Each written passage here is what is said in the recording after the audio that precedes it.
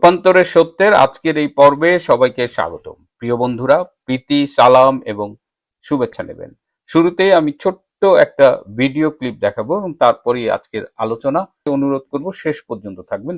Secondly Awami লীগের আসলে ফেরার কোনো আমি দেখি না কোনো কারণ, সম্ভাবনা, ইঙ্গিত কিছুই নাই। কারণ আমি যতটুকু জানি শেখ হাসিনা রাজনীতির অপশন নিয়ে নিচ্ছেন এবং উনি আর রাজনীতি করবেন না। এখন উনি ওনার পুত্রকে রাজনীতির যে বৈঠা দলের সেটা তুলে দিচ্ছেন এমন এক ক্রাইসিস পিরিয়ডে, যখন দলের চরম এক দুর্যোগ এখান থেকে তুলে আনার জন্য আসলে একজন শেখ হাসিনার মতো লিডার দরকার ছিল, সেটা উনি করেননি। দেখেন বিএনপির দুর্যোগ মুহূর্তে বেগম খালেদা জিয়া উনি অসুস্থ অবস্থাতেও কিন্তু দলের নেতৃত্বটা ধরে রাখতেন। এমনকি উনি যে এই পৃথিবী থেকে চলে যাওয়ার দিনটা পর্যন্ত উনি কিন্তু বিএনপির চেয়ারপারসন হিসেবেই গেছেন বলে আজকে বিএনপি এই জায়গায় আসতে পারতেন এত বছর পর। শেখ হাসিনা যেহেতু রাজনীতি থেকে বিদায় নিতেন অলরেডি এবং সজীবাদের জয় দলের কি ফ্যাক্টর সভাপতি এখন। আপনারা ভিডিওটি দেখলেন। আমি এই ভিডিওটির পরে শুরুতেই বলতে চাই যে মিথ্যে বলবার স্বাধীনতা গণমাধ্যমের নেই। গতকাল টক শোতে দায়িত্ব নিয়ে বলা হয়েছে যে শেখ হাসিনা এখন আর আওয়ামী লীগের সভাপতি নন এবং তার পরিবর্তে তার ছেলে সজীব ওয়াজেদ জয় ডিফ্যাক্টো সভাপতি হিসেবে কাজ করছেন। আমি এখনই প্রশ্ন রাখতে চাই যে এই যে তথ্যটা, এই তথ্যটার উৎস কি? কোত্থেকে এই তথ্যটা এলো? আওয়ামী লীগের কোন কাউন্সিলে বা বৈঠকে শেখ হাসিনাকে অব্যাহতি দেওয়া হয়েছে? আওয়ামী লীগের গঠনতন্ত্রে কারো কি ডিফ্যাক্টো সভাপতি হিসেবে দায়িত্ব পালন করার কোনো সুযোগ আছে কিনা? উত্তর যদি না হয় তাহলে এটাকে আমরা কি বলবো? এটা কি সংবাদ নাকি অপপ্রচার? এবার আমি দায়িত্ব নিয়ে বলছি এই কথাটা পুরোপুরি মিথ্যা। কিন্তু আরো ভয়ঙ্কর ব্যাপার কি জানেন? এই মিথ্যাটা এমন ভাবে বলা হয়েছে যেন কারো কারো মনে হবে বা অনেকেরই মনে হবে এটা আসলে ভেতরের কোনো সত্য। এই যে ব্যাপারটা দেখলেন, এটাকে বলে সাইকোলজিক্যাল ম্যানিপুলেশন। আপনি আইন দেখালেন না, আপনি কোনো প্রমাণ দেখালেন না, কিন্তু এমন শব্দ ব্যবহার করলেন যাতে মানুষ সন্দেহ করতে শুরু করে, এবং এইটাই আসল খেলা। এবার আসেন একটু দেখি যে এই যে ডিফ্যাক্টো শব্দটা কি। আপনারা জানেন যে বিশেষ করে পশ্চিমা বিশ্বে আমরা জানি যে ছেলে মেয়ে একসাথে লিভ টুগেদার করে কিন্তু তারা লিগালি ম্যারিড না, তখন বলা হয় এটা একটা ডিফ্যাক্টো রিলেশনশিপ। এই ডিফ্যাক্টো শব্দটা এখানে একটা ভয়ঙ্কর রাজনৈতিক উদ্দেশ্য নিয়ে ব্যবহৃত হয়েছে। ডিফ্যাক্টো শব্দটার আক্ষরিক অর্থ যদি বলার চেষ্টা করি তাহলে এটা হলো যে আইনে না থাকলেও বাস্তবে তিনি বস আর কি। তো এই শব্দটা রাজনীতিতে বিশেষ করে ব্যবহার করা হয় যখন আপনার সামনে কোনো প্রমাণ নেই, দলিল নেই, কিন্তু বিভ্রান্তি তৈরি করতে হবে। রাজনীতির ভাষায় একে বলে ন্যারেটিভ পয়জনিং। এক ফোঁটা সন্দেহ ঢুকিয়ে দিলেই ব্যাস কাজ হয়ে গেল। এই যে শেখ হাসিনা দলের এখন আর সভাপতি নেই, তার ছেলে ডিফ্যাক্টো সভাপতি, এই কথাগুলো বলে কাদের লাভ?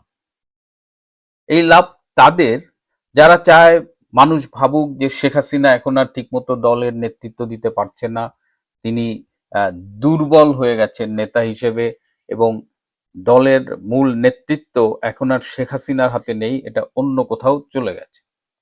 এইটাকে বলে পাওয়ার ভ্যাকিউম ন্যারেটিভ। তার মানে হলো যে নেতা নামে আছে, বাস্তবে নেই। যেটা আমরা বিএনপির দেখেছি যে খালেদা জিয়া নামে ছিলেন চেয়ারপারসন, কিন্তু তখন এটার ভারপ্রাপ্ত চেয়ারপারসন হিসেবে তারেক রহমানই সব দায়িত্ব চালাতেন। এই গল্পটা রাজনীতিতে কিন্তু খুব পরিচিত, এবং বিশেষ করে যখন কোনো দলকে আক্রমণ করা হয়, দল ভাঙার চেষ্টা করা হয়, তখন এই গল্পটা আমরা খুব শুনে থাকি। এই যে সম্পাদক সাহেব এই অসত্য তথ্যটা জাতির সামনে দিলেন এবং একটা গুরুত্বপূর্ণ সময় দিলেন, তার বিপরীতে প্রকৃত সত্যটা আমি একটু তুলে ধরতে চাই। আমি দিল্লিতে যোগাযোগ করেছি, আমি আরো কয়েকজনের সাথে কথা বলে আমি একদম নিশ্চিত হয়েছি যে এই তথ্যটি মিথ্যে।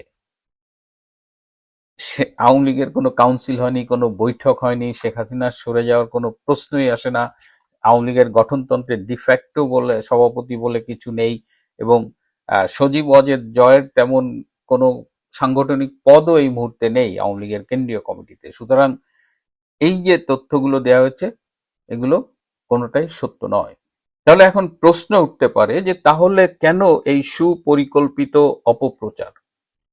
এটা মানে কারণ খুব সোজা। একটা হলো যে আওয়ামী লীগের নেতাকর্মীদের মনোবল ভেঙে দেওয়া, মাঠ পর্যায়ে একটা সন্দেহ তৈরি করা এবং ভবিষ্যতে রাজনীতি নিয়ে গুজব ছড়ানোর জন্যই বেসিক্যালি এটা করা হচ্ছে।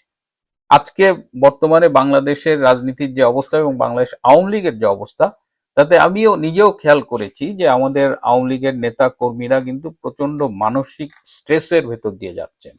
তো এই সময়ে স্ট্রেসের মধ্যে যদি এরকম একটা খবর ছড়িয়ে দেওয়া যায়, তাহলে তাদের আরো বেশি মানসিকভাবে দুর্বল হয়ে যাবার কথা। কিন্তু রাজনীতিতে ধৈর্য, রাজনীতিতে অপেক্ষা, রাজনীতিতে মনোবল শক্ত রাখা, এগুলো খুব জরুরি কিছু বিষয়। সো আওয়ামী লীগের যারা আছেন তাদের কাছে আমার অনুরোধ থাকবে যে এই ধরনের আরো অপপ্রচার সামনে আসবে, এগুলো নিয়ে বিভ্রান্ত হওয়া যাবে না। এই যে শেখ হাসিনার নামে এই অপপ্রচারটা ছড়ানো হচ্ছে, এটাকে বলে স্ট্র্যাটেজিক ডিসইনফরমেশন। এটা এক ধরনের সাইকোলজিক্যাল ওয়ারফেয়ার, এবং এখানে বন্দুক লাগে না, এখানে শব্দই যথেষ্ট অস্ত্রের মতো কাজ করে। আমি সবসময় একটা কথা বলি যে বিভিন্ন দেশে, যেমন ধরেন ভারতের গান্ধী, পাকিস্তানের কায়দে আজম জিন্নাহ, আমেরিকার আব্রাহাম লিঙ্কন, এরকম বাংলাদেশের বঙ্গবন্ধু শেখ মুজিবুর রহমান, কিউবার ফিডেল ক্যাস্ট্রো, এরকম কিছু জাতীয় চরিত্র থাকেন যাদের সম্মানের সাথে সকল সমালোচনার ঊর্ধ্বে রাখা হয়। এর বাইরে আমাদের যে কোনো রাজনৈতিক নেতাই আলোচনা সমালোচনার পাত্র হতে পারেন। আমি তো সবসময় বলি যে আমাদের যিনি সভানেত্রী, বাংলাদেশ আওয়ামী লীগের সভানেত্রী শেখ হাসিনাকে রাজনৈতিকভাবে আপনি সমালোচনা করতেই পারেন, কিন্তু এই যে মিথ্যে তথ্য ছড়ানো, এটা একটা বিপজ্জনক খেলা। এবং আজকে আপনি শেখ হাসিনার নামে মিথ্যে ছড়াচ্ছেন এবং অন্যরা আনন্দিত হচ্ছেন, সেটা ডিসেমিনেট করছেন, কিন্তু এটাই তো শেষ না। কালকে আপনার বিরুদ্ধেও যে এই অস্ত্র প্রয়োগ করা হবে না, তার কি কোনো নিশ্চয়তা আছে? মিথ্যা দিয়ে সত্যকে চাপিয়ে রাখা যেমন যায় না, তেমন যারা মিথ্যে দিয়ে রাজনীতি করেন তারা কিন্তু দিনের শেষে ধরা খান। সুতরাং এই মুহূর্তে আমাদের সবাইকে খুব সচেতন হতে হবে।